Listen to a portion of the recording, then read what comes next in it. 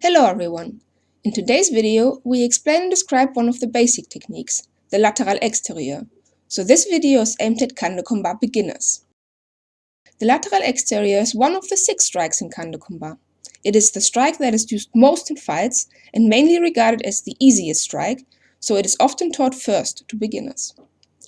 It is a strike that can be aimed at all 3 target areas, the head, the flank and the lower leg.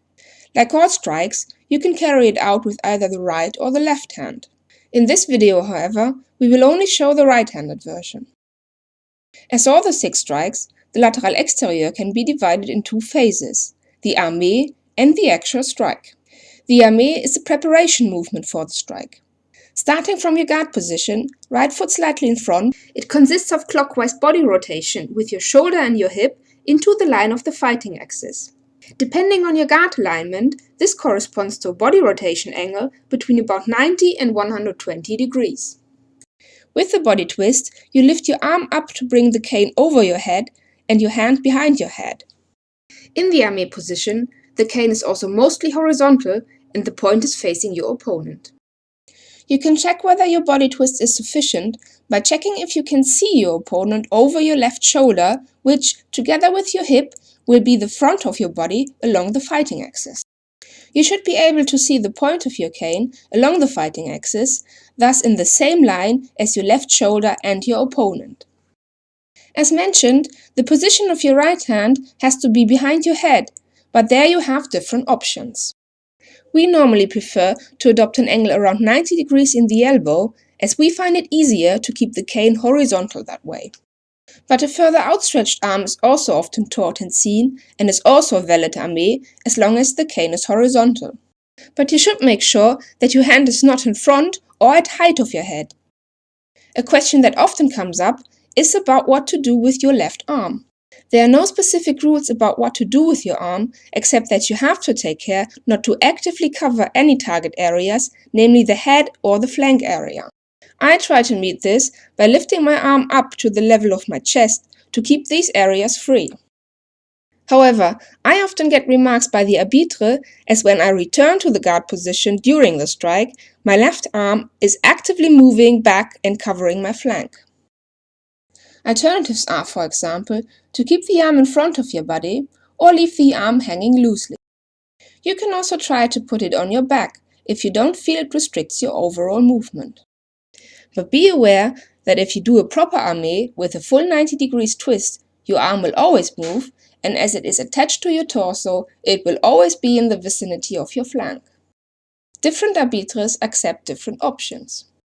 Lastly, the position of your legs is usually the normal guard, the foot that belongs to your armed hand slightly in front. But the armee, and thus the Latéral Extérieur, can also be carried out of the force guard, so with the left foot in front. You then start your strike from the armee position. You want to move your cane in a full or nearly full circular motion, so starting from the armee position, where the cane points at the target, to the end of the strike, where your cane hits your opponent's target area from the side. Like the armee, the Latéral Extérieur is a full body movement. However, it needs to fulfill certain criteria. One of these criteria is that the rotation of your cane has to be carried out behind your spine.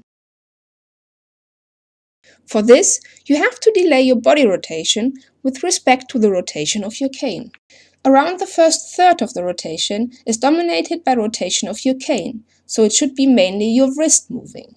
For this third, I often tell my students to think that the strike starts in the tip of your cane when they are first learning the strike. Roughly in the second third, you should stretch your arm out. Try to think that you want your cane to conduct a circle as large as possible, like you want to push the tip of the cane as far away from you as you can.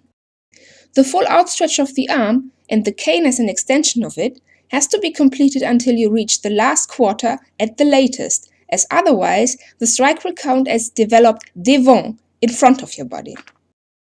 Then, in the last third, the main movements are from your body. More precisely, horizontal rotation in your shoulder joint and the major part of your body back rotation, shoulders and hip, to their initial alignment in the moment of target contact. Think of your shoulder first, then your hip, which corresponds to a top-to-bottom back rotation during the complete strike of wrist, arm, shoulder, hip. This shall not mean that the three different parts are isolated from each other. The strike is indeed one single movement, but there should be a delay in time, or, if you want, a different speed concerning the three aspects. During the strike, the plane of the trajectory has to be respected. Make sure that neither your hand nor the tip of your cane drop down, as it will produce waves or kinks in the trajectory. For strikes to the head, the plane should be about parallel to the ground. For strikes to the flank, it will deviate a bit more, but for strikes to the legs, you have to perform a proper lunge. The reason for the lunge is that the drop in body height facilitates the retention of the horizontality in the trajectory for the low target, which would otherwise be diagonal. Lunges, or feintes, have their own rules for validity, but we will discuss them elsewhere. From the moment of your armee, the cane has to be in motion until target contact. It is not allowed to keep the cane locked in the armee position. Also, the strike must not be paused at any time before the hit. If you need to adjust your position as your target is moving during your strike, you may, but you have to make sure that the cane is always in motion. You are allowed to alter the speed of your strike, make it faster or slower during the strike. However, be careful with slowing down too harshly, because it often looks like a pause from the outside, and you might be stopped by the arbitre for a rupture. As mentioned before, the cane is supposed to describe a full circle. But small deviations are possible. When you hit the target after an incomplete or slightly shorter trajectory, so below 360 degrees, the strike is mostly accepted. An elongation above 360 degrees, however, should not be exaggerated, as it is easy to spot from the outside and will likely be remarked. But if your opponent is moving in direction of the strike, so for the lateral exterior to your left, you can solve the situation by also sidestepping during your strike, so shifting the axis of your strike to the side rather than extending the strike. Also, you can always abandon your strike and directly arm for a new one. This was the lateral exterior. Please let us know if you have questions or comments.